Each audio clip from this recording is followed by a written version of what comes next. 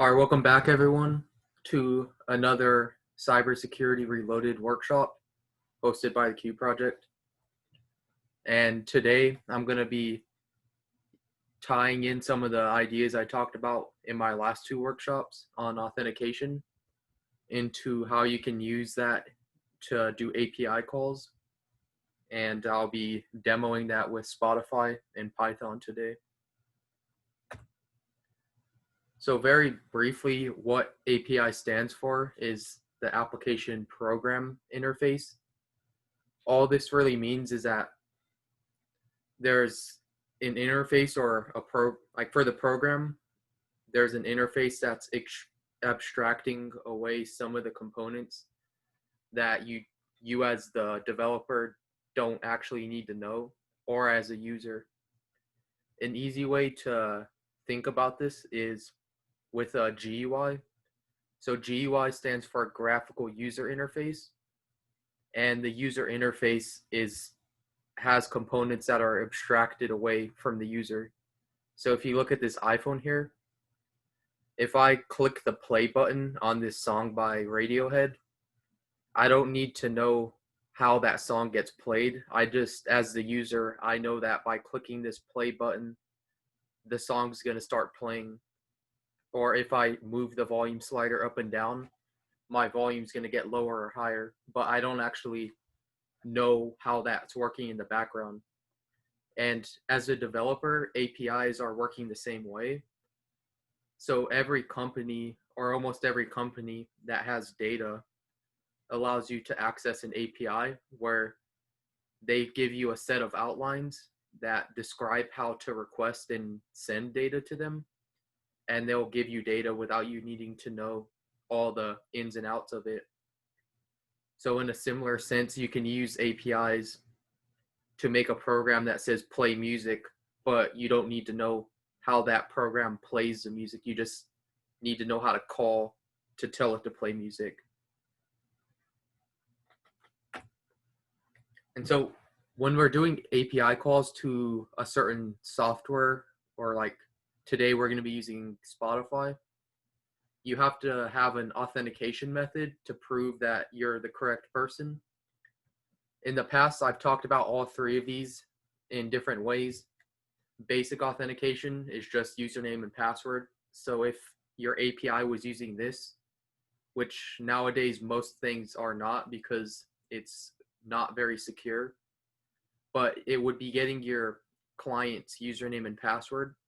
So in my case, it would be getting my Spotify username and password, encoding it into base 64, and then sending that along with the API call. But what we're going to be focusing on today is bearer, or in a larger sense, OAuth 2.0. Because OAuth, like I've talked about before, is a framework that describes how to securely transfer information between third parties.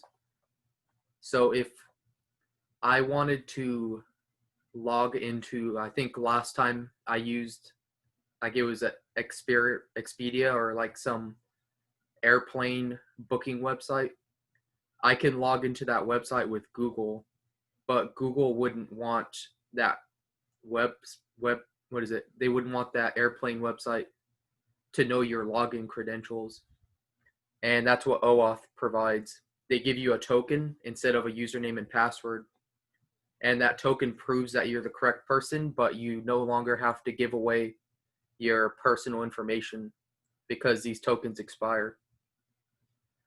And in a basic sense, what bearer authentication is just the token without the whole framework of OAuth. So if you're doing an API call with bearer, you're going to be sending that API call, which I'll show how to do in a minute, along with a token, which is just a string of random digits that is created for you, and that will prove your identity instead of having to give away your username and password or having to use the whole framework of OAuth.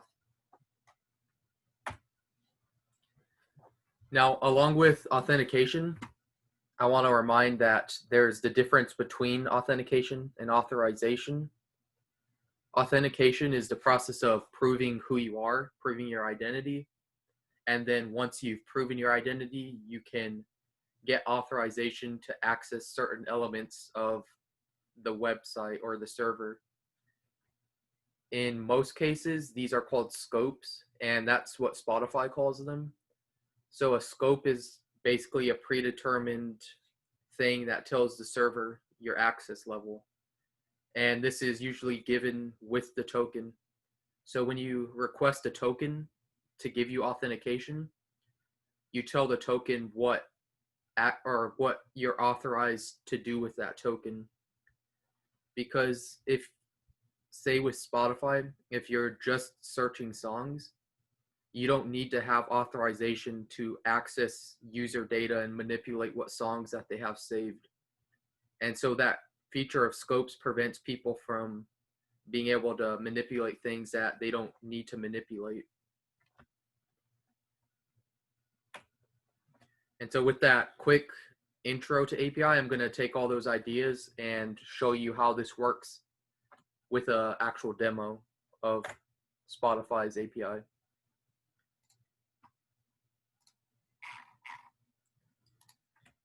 So if we go back to Spotify's developer webpage at the very front, we've been mostly working with docs and web API, because nowadays web API is usually what you think of when you're working with APIs.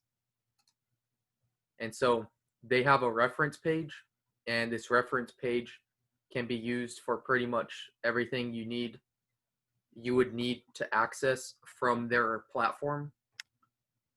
And so a quick way to show how this all works is if I go to tracks down here, the reference for tracks, or actually, no, let me go to search.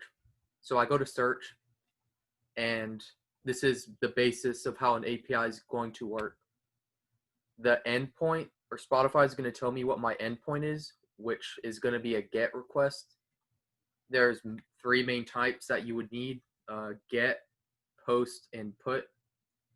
We are using GET here because we're just requesting data from Spotify. We're telling Spotify, get a list of songs or search songs. Later on, I'll show you how to use PUT, because PUT is used for when you have something that's already available and you're trying to add information to it, such as adding songs to a playlist that you already have. You would be using a PUT request. And then the third one, post request, that would be used for creating something new. If I want to create a new album on my own personal Spotify account, I would use a post request with the playlist AP or the playlist URL.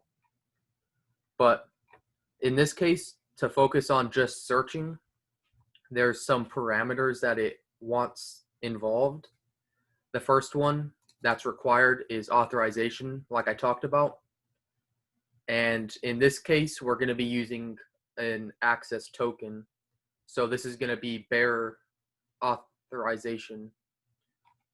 And then if we come down, there's some parameters that we can add to the search URL. This Q is for the query, or this is basically just searching.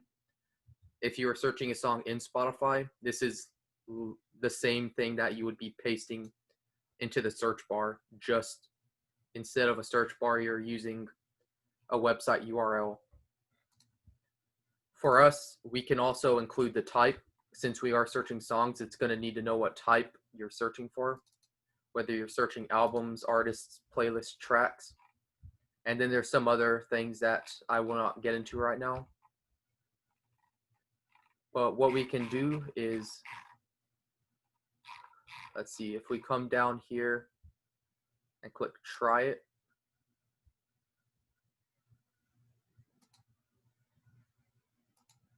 let me come back, search. Here we go. So right now we're on Spotify's reference page, but this reference page actually lets you build out a search request. So you don't have to know how to do this from, like, you don't have to figure out how to do this on your own. Spotify already tells you how to go about doing it. So what I'm going to mess around with right now is, say my query is, I want to search for a Drake song, since Drake is pretty popular right now. I'm going to say that I want to find a track, and we'll go ahead and say US so we can find his top songs in the US. And we'll limit that to 5 songs. The last thing we need to do before we finish this is we need to update our OAuth token. So this token is going to, I'm currently logged into my own Spotify account here. It just doesn't show up at the top. But I have to give myself access to search, not necessarily for searching songs, but in a minute I'm going to be adding these songs to my playlist. So I'm going to update my token here. And you can see that there's no endpoints required to authenticate searching a song, because you don't need user access to search for songs. So I'm going to leave that alone for now, and I'll come back to that whenever I am adding the song to my playlists. But if I click, or I don't have to click anything. If I come back up to here, this right here is, let's see, fill sample. Here we go. So this curl request has all the information that you need to access the search songs. So it's going to say curl with a get request and the search result. So you can see that it's accessing this up top, this same thing right here, API-Spotify.com search, but it's adding the question mark, and this question mark tells you that past that point is just parameters that are attached to the search result. And these parameters are used by Spotify to figure out what you're trying to do with that API request. And the query, oh shoot, it went back to its default. So let me go back to what I wanted. Okay, so now we see that in the search result, we have Drake, we have the type track, we have all that information, and I can go ahead and click try it. The nice thing about Spotify's API is I don't actually have to put this into code. I can do it directly from their website. So if I click try it and I come down here, you can see that it says access token is expired. And that's a nice message, because all that's basically saying is that my token here is expired, and so I need to refresh it. So if I go to get token, what I'm just going to leave it without any of the scopes for now, and then I will request that token, and now I have a brand new token here. And when I do the try it again, it's going to work. So how Spotify returns their API requests is in a JSON file, which most APIs, like big ones, YouTube's API, all those other giant APIs, when you do a GET request, they're going to give you the data back in a JSON file. And that's just easy for people to parse apart and grab the data they need. So if we come down here, we can see the different searches split up. This here is an album. So it's saying this is an album type. And the first one is Drake's album, Dark Lane demo tapes. So we're going to skip the album. We're going to keep going down. We're going to skip this song. But if I come down a little further, I can see one of his popular songs from a minute ago, Tootsie Slide. So say I want to add that to my Spotify account.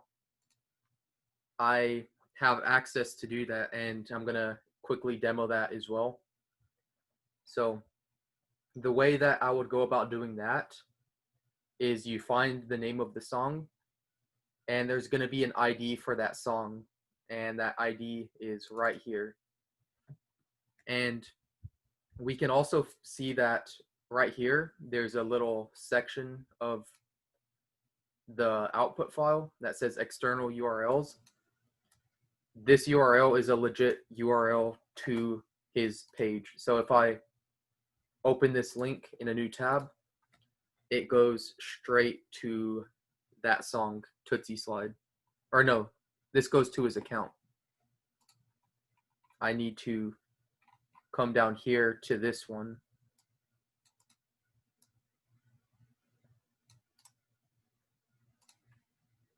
And this external URL right here, right next to the name of the song, goes directly to his song here. So now we have his song. We know that that's the correct, the track ID is what we're looking for in this case, and the track ID is given to us right here. So I'm gonna copy this track ID and save it for a second. And now suppose that I want to add this song to my actual Spotify saved song playlist. To do that, I can come back up to this left right here in the references and go to library. And library includes all of the, I guess, requests that you would need to modify users' data within their own profile. So you can see that you can remove albums, add albums, save albums, tracks as well. So I'm gonna come down here to the very bottom one where it says save track for current user. And so if we kind of break this URL or this API call apart, this one's a lot more simple. It's just a put request basically saying here's data Spotify, and change it depending on what I'm saying. And this right here that I just pasted into IDs was the Spotify song ID for Drake's song Tootsie Slide. And so if we were using a program or like a application or something like Python, which I'll bring up in a second, you would be doing all this through Python itself. So you would search for the song, find the song you want, parse out this song ID right here, and then I would be able to add it to my playlist. So let me minimize this and that and bring this up. So this right here is my Spotify playlist. Feel free to look at the songs that are there. That's not very important. But what we're going to want to do is we want to save the song Tootsie Slide into my liked songs. So I can do this straight from Spotify's reference page just by clicking try it. But I believe it should work right now. So if I refresh this, you see now that the song that wasn't there before is now at the very top of my playlist, and it got added to my playlist. So you can see that that's a very basic idea of how this is working, but there's so much you can do with the APIs because you can request and manipulate and organize data however you want. And so taking a step away from their reference page and Spotify's page right here, I wanted to show you guys as well some code that I've been checking on from other people. So I found this simple program for Spotify, and this program basically grabs 20 songs randomly throughout Spotify. It could be any song, it just randomizes them and adds that straight to your Spotify playlist. So it's going to add it to the top of my liked songs playlist. And so I'll quickly break down kind of how this program's working. We have our run Python file, and this here, this first line is something for the token. So just like I was talking about with the bearer token, we have to have a token that authenticates us. If you're using a Python program, that token has to be embedded into the Python program so that whenever it asks for, or whenever it does an API call, the token can be included with it. The way I'm going to do this is by going back here real quick, clicking get token. And right here, you can see that with this scope, for when I need to save tracks for the current user, it asks you if you want to add this scope, user library modify. This is one of the main scopes that you're going to be using if you want to be adding songs and playlists to your Spotify account. So I'm going to check that and click request token. And now I have a new token that gives me the ability to add songs to my playlist. The way I'm going to do that, or the way I'm going to add this to Spotify, is I don't want to just come here and say, what is it, API token equals. That's really bad practice, like super bad practice. You don't want to do that, because this token here, anyone can grab this token and manipulate my Spotify page right now. So Spotify's tokens last for an hour. So if someone manages to grab this token within the next hour, they basically have full control of my account, but it's unlikely that anyone's going to do that right now. And I'm going to make sure to reset it once this video is done. So the way I'm going to do it is this way. So if you look down at my terminal, I'm basically saying export Spotify OAuth token, and I'm putting that token in. And this is going to put that token into an environmental variable on my computer. So if I do env and then I grab that Spotify token,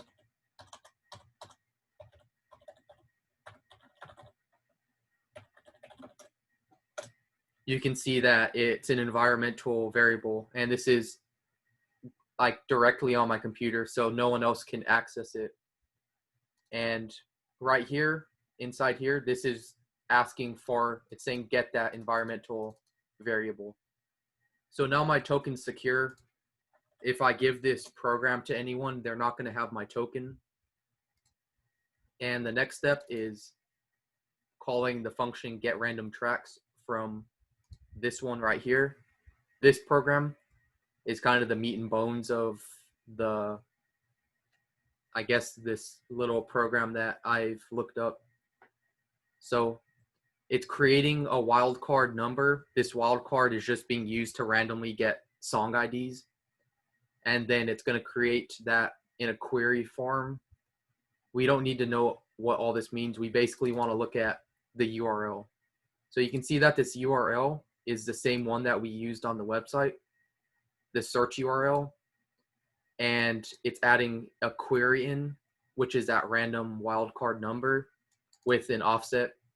We don't need to know what offset is either. We just need to know that this is the URL that we're going to be sending to Spotify to get information. Then after importing the request module, which lets you do get, put, post requests, we're going to do a get request with that URL, and we're going to include headers that tell it that we need a JSON file back and the authorization. This authorization API key, this is coming from the Spotify OAuth token. So it's going to be passing through it's passing through the token, and that allows this all to go through.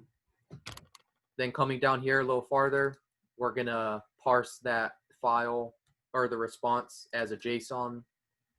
We're going to break it down just by tracks. And this is all just kind of extra stuff. And then if we come down farther, this is the part that we're really looking at when it comes to scopes. So this is the add tracks to library. And you can see that it's using a different URL. It's using the tracks URL instead of the search up here. And we're also using a put request. Has the same header because the header is the same for both type of requests. But this time we're passing through some data, and we're saying that this data is a JSON data and it's track IDs. And those track IDs are like the Tootsie Slide by Drake. That track ID that I grabbed using Spotify's reference page. Those are the track IDs that I have here. And the way we're getting those track IDs is basically random tracks is getting all the random tracks, and then it's taking out the IDs. So we have a list of track IDs, just track IDs, and then we pass that with this here, where it says add tracks to library. We're just passing a list of a ton of track IDs or song IDs, and those get added directly to my Spotify account.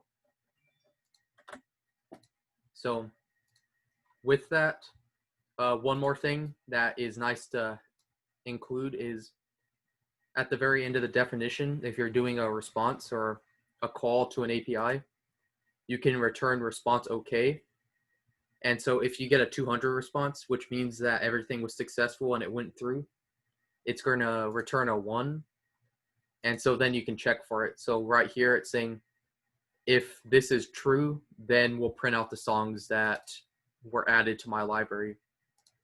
But if you get some bad response, like a 400 response, it's not going to print out any songs because no songs were added because your request to Spotify was invalid. So since I just updated I added my new environmental token, so everything should be up to date and ready to go. So what I'm going to do is minimize this a little bit so we can see my Spotify page. And then if I run this, we can see that it says it's added all of these songs to my playlist. And these are just random songs from Spotify. And it's not updated right now, but once I refresh my Spotify page, you'll see that there's 20 brand new songs added to the top. And these match the songs that were here on my Visual Studio Code terminal. So with that, that's basically, this is kind of like a basic showing of how powerful Spotify's API is, as well as what APIs allow you to do. If you think about, you can think about APIs in every other sense. YouTube has APIs, and their APIs let you access videos, video playlists on YouTube. They allow you to get song IDs, all that. And there's a ton of other services and other programs that do the same thing, not just Spotify and YouTube. So with that, that's the end of my workshop today. Hopefully you guys gained some insight into the basics of what APIs are. And that's all for today.